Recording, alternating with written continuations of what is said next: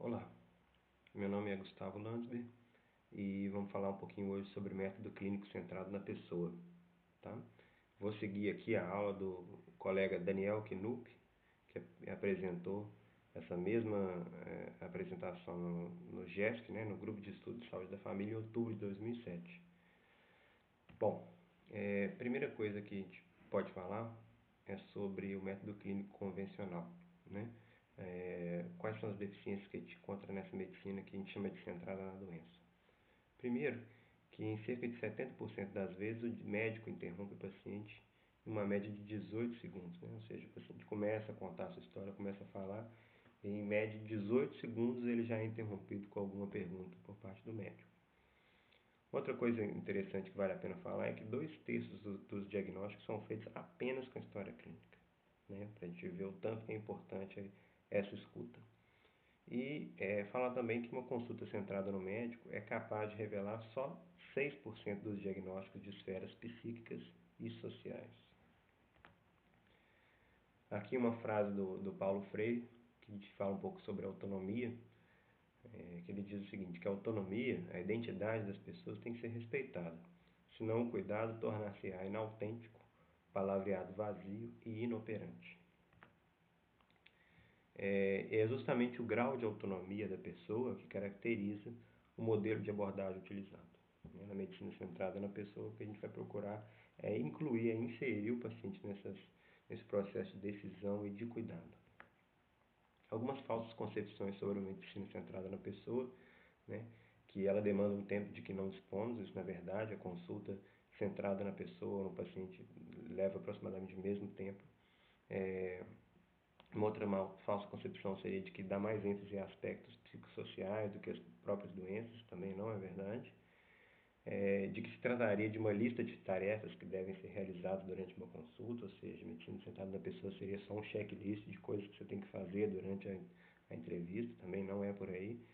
E também ressaltar um pouco a diferença que algumas pessoas confundem do método clínico centrado na pessoa e contra a medicina baseada em evidências, né? São duas coisas distintas que não se confrontam, são plenamente compatíveis, mas uma coisa é uma coisa, outra coisa é outra coisa, né? Como se diz. Bom, a tecnologia em saúde vem sendo muito utilizado, a gente tem que ficar atento ao uso inadequado de ferramentas e ter uma visão crítica quanto a essas tecnologias, o uso exagerado, mas a tecnologia, mais o método clínico centrado na pessoa é uma tecnologia leve, né? Uma tecnologia leve que a gente utiliza. E quais seriam os componentes que a gente usaria, o que caracterizaria o método clínico centrado na pessoa? Vamos falar sobre cada um, né? Mas é importante explorar a doença e o adoecimento, compreender a pessoa como um todo, negociar um terreno comum, incorporar prevenção e promoção, incrementar a relação médico-paciente e, sobretudo, ser realista. Então, falar um pouquinho sobre doença e adoecimento, né?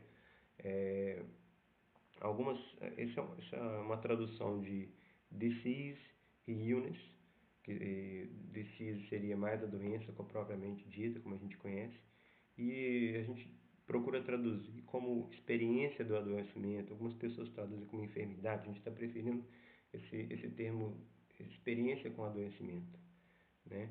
A doença estaria relacionada, né, à etiologia, à fisiopatologia, à semiologia, à taxonomia, ou seja, a classificação das doenças mesmo. Então, para ilustrar aí, o Daniel colocou essa figura da placa ateromatosa em formação, né? Que começa como uma placa de gordura, que depois que vai aumentando, se remodela, até que ela começa a obstruir e gerar eventos como angina de exercício, depois angina instável, infarto agudo do miocárdio, né? Então tem um momento inicial que ela é clinicamente silenciosa até o momento que ela se torna clinicamente aparente. Então, são um conjunto de alterações que vão provocar, num estágio mais adiantado, os sintomas, né? E as complicações. E isso está relacionado mais à doença, né? Um conceito clássico. A experiência do adoecimento já tem mais a ver com de que forma que essa doença afeta o indivíduo, as suas funções, a percepção que ele tem, os sentimentos e as ideias que ele tem a respeito daquilo que ele está está sentindo e também a expectativa que ele tem em relação ao que ele está sentindo, né? A gente tem uma figura aí de um sujeito resfriado, né? A gente sabe que o resfriado comum é aquela enfermidade autolimitada, de etiologia viral, caracterizada por isso, isso, isso e aquilo.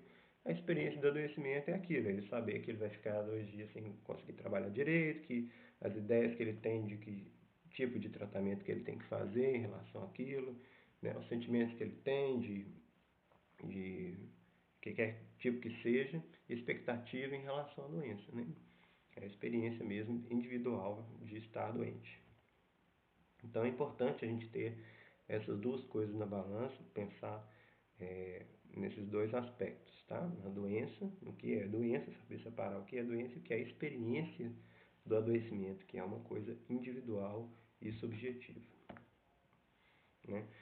É importante também a gente tentar compreender a pessoa como um todo, né? Aqui, na figura, a gente vê doença e enfermidade. Enfermidade, no caso, seria a experiência do adoecimento, né? Então, a gente tem que procurar entender como que aquela doença e a experiência do adoecimento vão interferir e estar relacionados com o contexto da pessoa, né? Tanto o contexto próximo, né? O próprio indivíduo e a família, né? Características de trabalho, de moradia, de estilo de vida e de contexto familiar mesmo, até um contexto mais distante em relação a ele, em relação à comunidade, ao ecossistema e características culturais dele que interferem na percepção desse adoecimento. Importante também na medicina centrada na pessoa negociar um terreno comum, então primeiro definir quais seriam os problemas, né? Nomeá-los, né?